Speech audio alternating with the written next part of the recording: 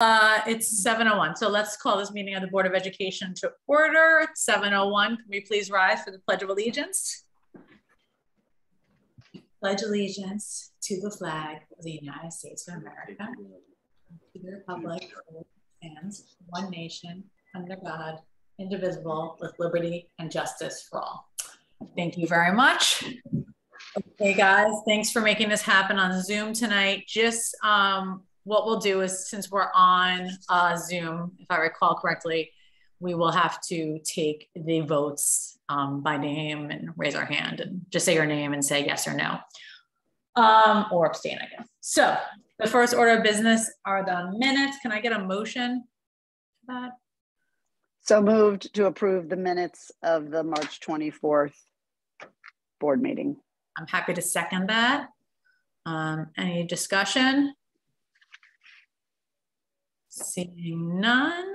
I'm Kathleen Stowe. I'm yes. Karen Kowalski. Yes. Thank you. Karen Hirsch. Yes. Michael Joseph. Mercante Anthony. Yes. Laura Costin.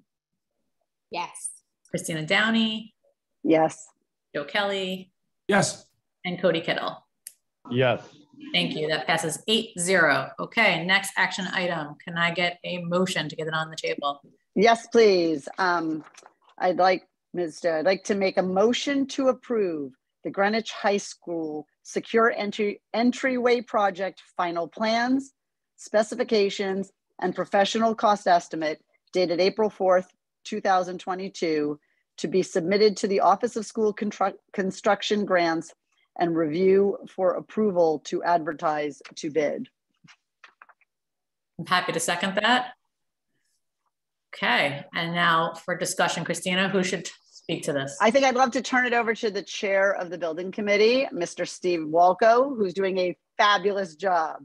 So great. Thank you, everyone. I will keep my comments brief. I know there was a lot of information that we provided to you. So this is obviously the high school vestibule project. If you recall, 2.75 was allocated in the prior year's budget, and another 250,000 was appropriated effectively 2 cycles ago for A&E money. We are at the stage now where we have passed planning and zoning. Just last night, we received ARC approval for our landscaping plan. And we're before you tonight to seek approval to continue this process forward. The project right now has a budget of construction budget of 2.390. That does not include contingency. So if you add a 10% contingency to that, again, with any construction, if you've ever done construction yourself, you know that there will be change orders, although our mantra usually is no change orders. That brings it up to 2.63. And obviously that's a tight budget. I wish I had better news in terms of having a little bit more wiggle room there, but this project is a relatively simple project. It is one room, as you all know, is one large room. And then we're busting through to the administrative wing a little bit. So we don't anticipate a lot of change orders or moving parts or changes in the field. We've already tested for contamination. We've gone to user groups like the neighborhood regarding the lighting at the school, and thank you to the superintendent for providing us that omnibus sort of lighting schedule. We've allocated money for trees and for a redesigned, to some degree, front plaza area. We are not taking down any trees. We are simply adding to it. We do have some add deducts and some add alts. If you saw in the paperwork, if we have money, we would consider a radiant floor for the vestibule. We would consider a plaza curtain wall. I'll get to that in a second. And then we would also consider site improvements such as boulders and additional tables and benches and a green screen, an outdoor live green screen to cover some of the exterior of the building. Also, what you won't see here is if we have additional money, we really would like to hire I'll call it an owner's rep. We right now do not have an owner's rep. We have an architect and we have CSG to handle the state reimbursement side, but we do not have somebody to interface between the contractor and the school on a daily or even weekly basis. That's not the perfect model. And so a lot of this will depend on when the bids come in, how much money we have available. We do intend, though, to go out to bid for an owner's rep. And that way, if there is money, we will have gone out to bid. We will have, usually they give it in increments of hourly rates. And so it would be easy just to select one, plug that person in, have them be on site for as long as we think we need them, and then have them be our eyes and ears for several weeks. Another aspect of this construction is obviously we're trying to hit the cycle where if all works out well with the state, we're going out to bid, and we're still on a general time frame to have at least the foundation put in, and then to blow through the administrative wing all in the summertime to provide the least amount of disruption, especially to the administrative wing during school, while school is in session starting in September.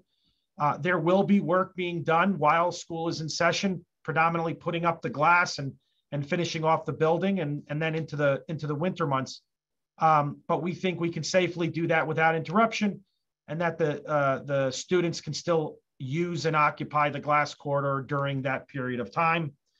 To go back to the add alternates, the plaza curtain wall deals with ballistic glass on the side of the glass corridor facing the plaza for obvious reasons. It's not necessarily directly related to our building of the glass of the vestibule, but clearly, if you're going to try to, that would be the next deficiency in terms of security that we would want to address.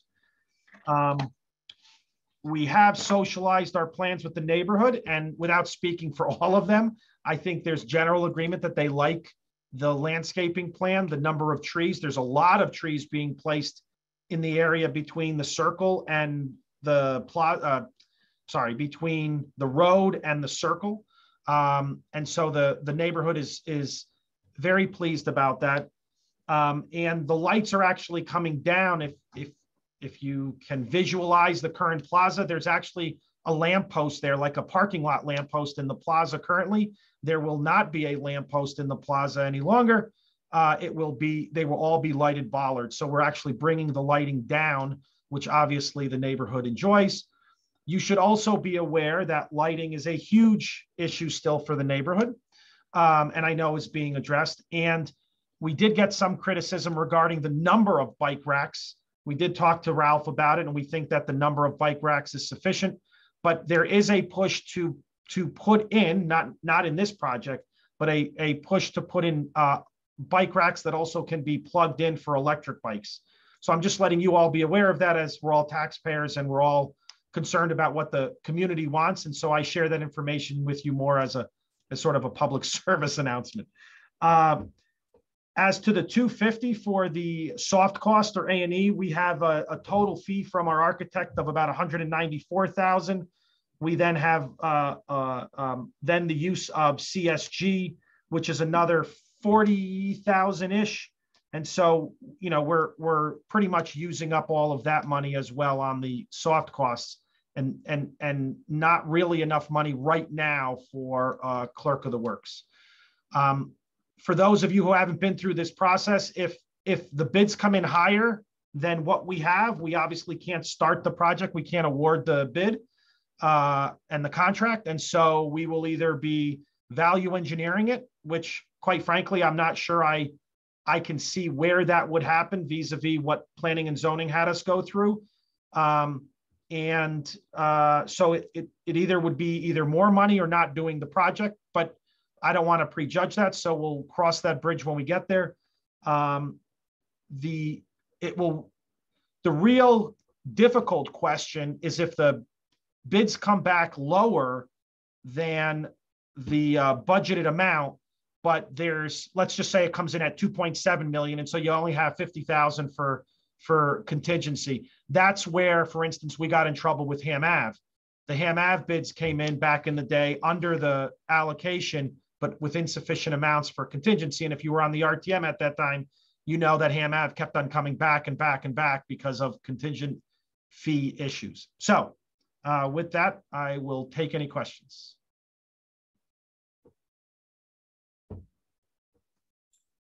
Ms. Downing, did you want to add anything before we? Yeah, open I up just the wanted to question? follow up, and I think Steve, as always, eloquently explained what has transpired. But there's been a tremendous amount of input from planning and zoning, from the community, within the committee. There have been numerous and repeated meetings on all the details of the project, and the committee, I think, feels good and very unanimous in terms of the scope of the work, the decisions we've made to move forward with the project. As presented to the board tonight. Joe? I don't have a question for Steve, but would like to point something out. Steve, thank you very much for volunteering to run this building committee.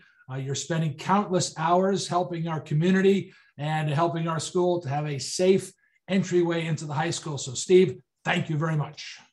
Thanks, Joe.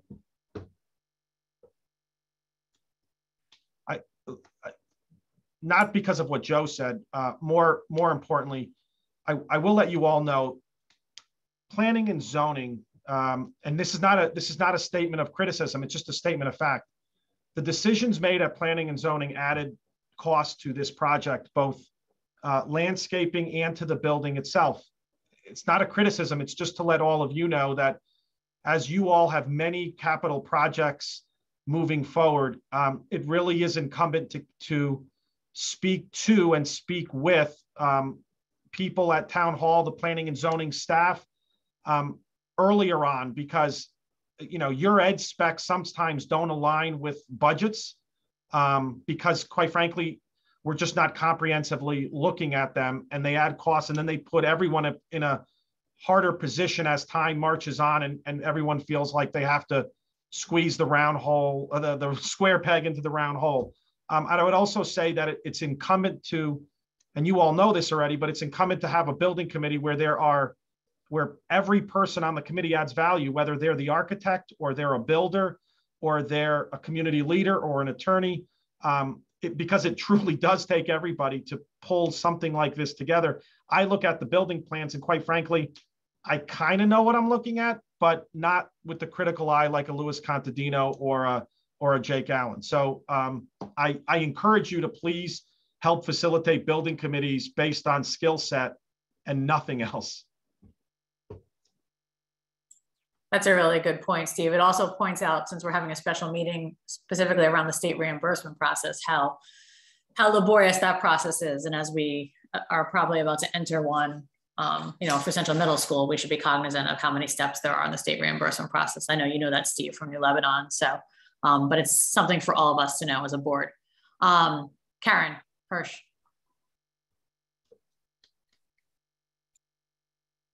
Oh, sorry. I just figured, since I had asked a couple of questions in advance that might be helpful just for others to hear in regards to the additions that we were looking at this evening, which were a lot of the plantings in front.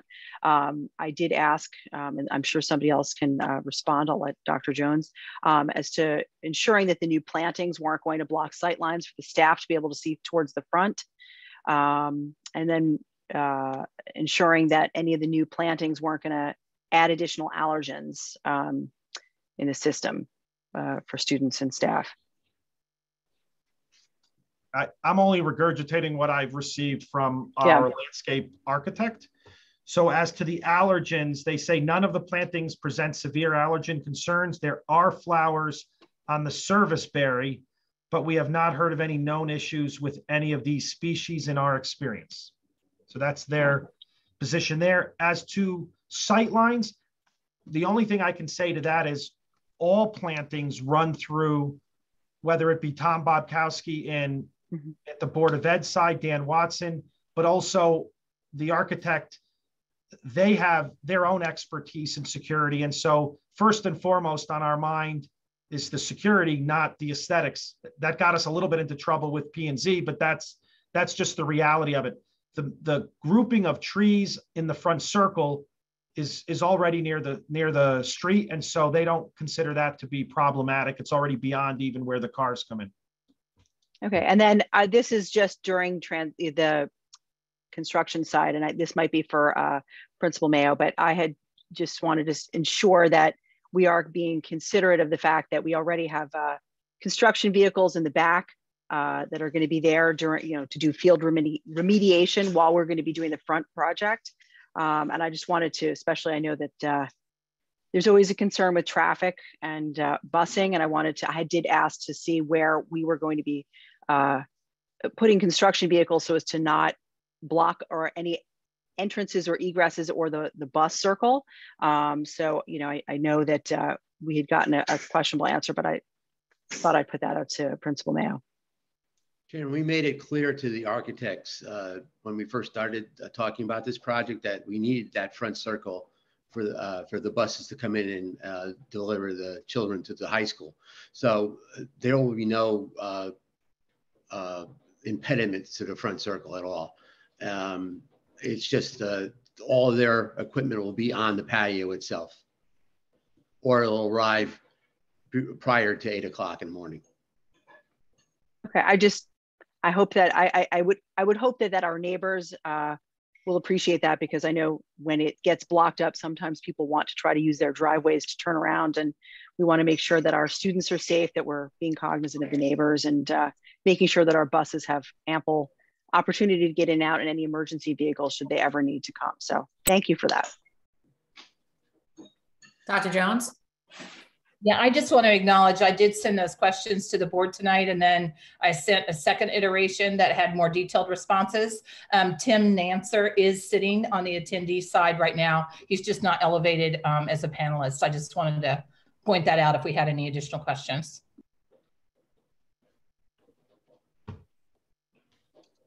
Does anyone have any additional questions for him? Or? Oh, yes, Ms. Downey.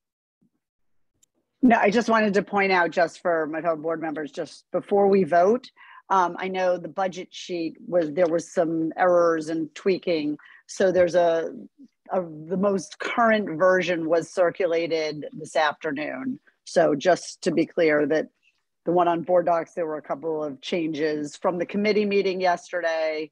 So the one that was sent to you, which has the budget, the construction cost number is 2390548 on page 12, is with 3 add alternates, is the correct one when we vote. So I just wanted to be sure everyone's make the record clear on that. Yeah, thank you. Michael Joseph? Yeah, thanks. Because we got we got all this information this week, so I apologize if it was in there. Steve, would you just mind? I'm just curious, reiterating or explaining how the process works for some of those possible addition add-ons or things, or how that would go about being included should the bids go our way. So should the bids go our way, and I can't necessarily speak for the entire committee because we're not there yet, but as I can best guess, in order of priority, we would first hire an owner's rep, would be probably our first selection, just to avoid any issues. Our second would then be in the order as priority here. So we would probably go with the radiant floor first, probably more just because of cost. It's probably unlikely that we're going to have effectively $200,000 to be able to put up ballistic glass on that portion of the glass corridor, and then third, which is really 2, just from a cost perspective, are all those site improvements to the courtyard and to the area. It's not a significant amount of money, and we are looking for private funds. So, and we already know that people and groups like the Tree Conservancy, I believe, has already indicated that they would be responsive to a request. And so if we can get our, like, for instance, them paying off the trees, then that would free up money to put the benches in, which we think are necessary. So that's sort of just the process on how it would go, or the priority that the building committee would set.